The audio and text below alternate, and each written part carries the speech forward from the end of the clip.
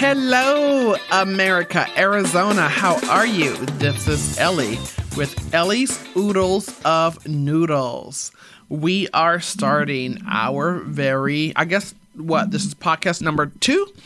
The first one we came by kind of gave you a list of the items we plan to talk about while we hopefully engage you in a very positive, engaging way for a half hour. So hopefully, feel free to tag us and sign up, listen, give us feedback. We love to hear it. We're going to start out today with America, our official language, which is proving to be more important now than ever, as all of the things now we're hearing about that's going on around the world. What America is in a duke it out sounds like with Syria. You hit me, I'm gonna hit you back, and things are going on around the world.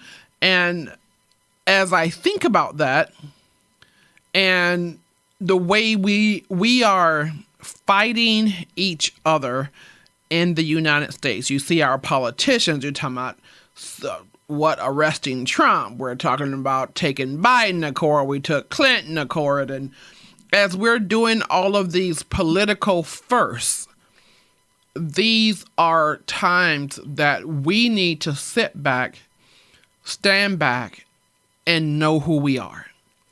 Who are we and where are we going? And I think part of that knowing who we are is knowing what language we are. What language do we speak here in this country? What language do we want people to know us as? I don't want to be some of the countries I've been to. I went to Belize about a year ago, and over in Belize, they say, and is listed, that they are a English speaking country. But indeed, when I was there, hardly no one spoke English. Everyone spoke Spanish. Spanish to me should be their national language, but it says English, but no one spoke it.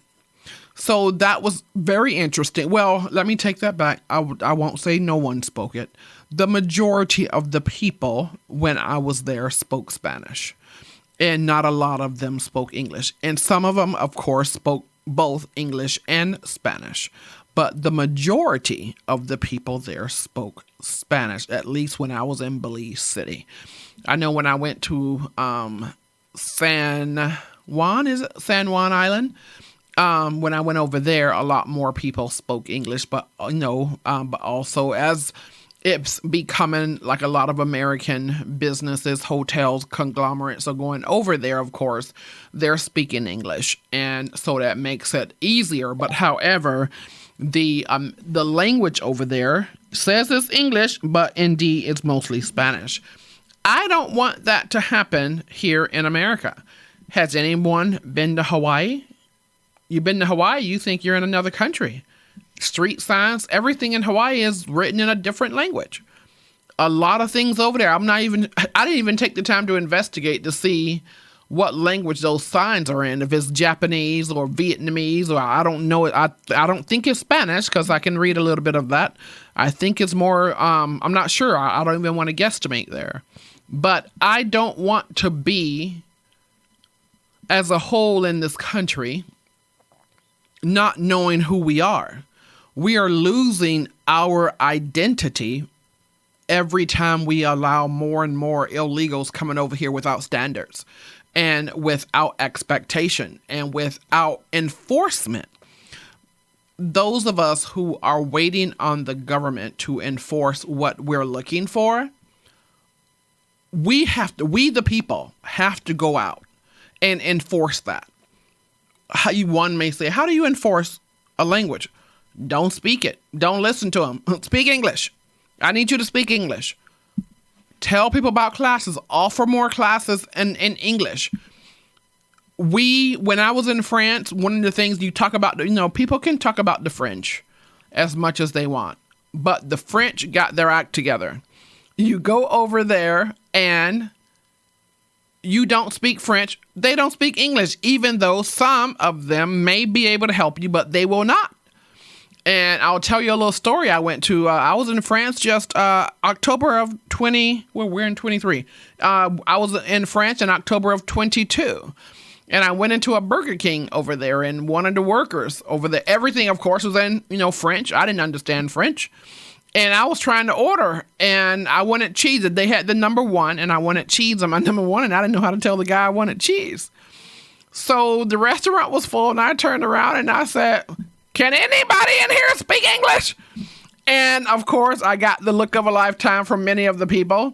And so the workers of Burger King looked at me like, I was crazy.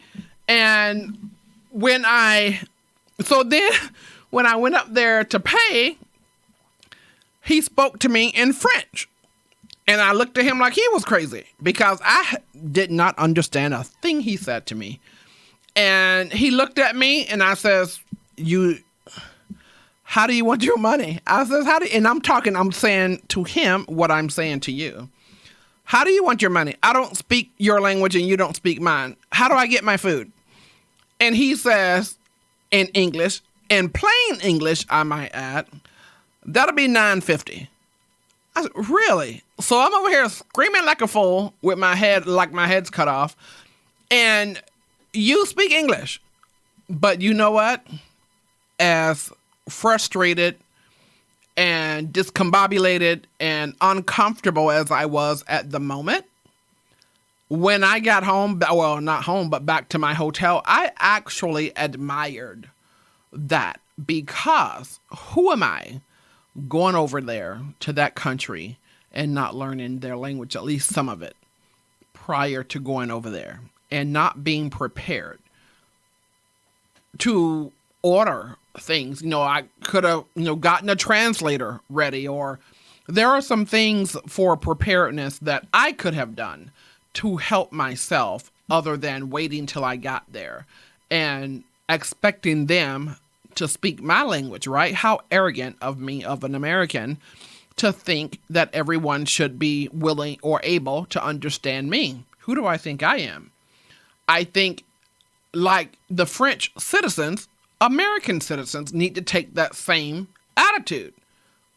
We have to enforce what we're looking for from foreigners, from people who don't speak our language, because I feel like that is some of the controversy and lack of community that we are experiencing in some of our local cities. People are coming here speaking their language and expecting, our politics, our employment, their mail to come in their language. We have to stop that. We as Americans, we must put a stop to that. You don't have to have a title. You don't have to have a certain level of education. You don't have to be a politician. We, the people, we're the government. Government starts at us, at the ballots. We are the ones that enforce our laws. We are the ones that enforce the respect that we want our foreigners to have for us. Because how can we go in the community knowing how we feel? I've spoken to several Americans who share my thought about the English. Many Americans are silently upset about this language barrier, but no one really knows how to address this barrier. And the barrier is real because it's causing a lot of friction. It's causing a lot of people are unsettled and they are uncomfortable with addressing this language barrier. Most of us are waiting on our government. We're waiting on the government to do our job for us. And I say to you again, ask not what your country can do for you, but what you can do for your country. We can start holding town halls in every city,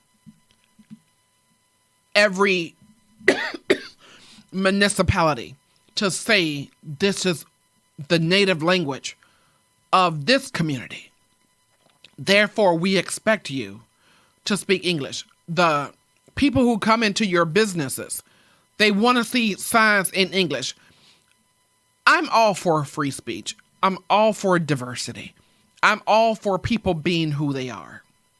But when you come to this country and you want my American dollar, it is only right that you speak my language when you're talking to me. Sharing an example, I went to a nail shop to have my nails done. The nail technicians sitting there doing nails and just speaking their language in front of me. One of them was talking about me because they looked right at me, and the person started to do something to my nails that I asked for, and he told me no. But then the other person told him in his language to go ahead and do it, and he started doing it. I was extremely upset, uncomfortable that you're talking about me in your language sitting right here in front of me. So I went out to my little neighborhood chat, and I, kind of talked about it on the neighborhood chat. And when I did that, I got several comments from several neighbors that told me I need to learn their language. That was the scariest thing I've ever seen, because it is people like that to where we lost prayer in schools, to where we're losing our American freedoms one by one, because people don't understand their right. They don't understand they are okay when expecting someone to speak your language. We're losing our identity. Just because you expect someone to speak English doesn't make you arrogant. It doesn't make you racist. It doesn't make you a bigot. It makes you a self-respecting citizen of the country that you live and pay taxes, of which you have a right to expect people to speak your language. That is not wrong. It is not arrogant. And it is not a false sense of security. You are an American citizen. Your taxes paying the way for these foreigners to come here and to live, to come here to get subsidy where they can start their own businesses. We're supporting them in more ways than they know. It is up to us to make the change, to expect the change, to expect the respect that we give them, right? Because I know when I was growing up, we were taught when in Rome, right? When in Rome, you do what the Romans do. You go to Rome, you speak their language. You go to China, you speak Chinese. You go to France, you learn to speak French. You go to Spain, you learn to speak Spanish. You go to Mexico, you learn to speak Spanish. You learn the native tongue of the land you are going. That is what I was raised in. That is how I was educated. That's how I live my life. I live my life by the English-speaking country I told I lived in, that I'm told that I live in. I live in one of the greatest countries there is. And I am excited. I love my country. But we must come together and enforce the respect that we want from our visiting foreigners from across the pond and from across the seas. It is up to us to say what we want and what we will and will not take. Thank you for this half hour of Ellie'S, Oodles of Noodles. I hope you choose to join me on my next podcast. Like I said, drop us a note. Feel free to reach out to us. I would love to hear from you. Thank you. And until next week, have a beautiful week and a great day. Goodbye.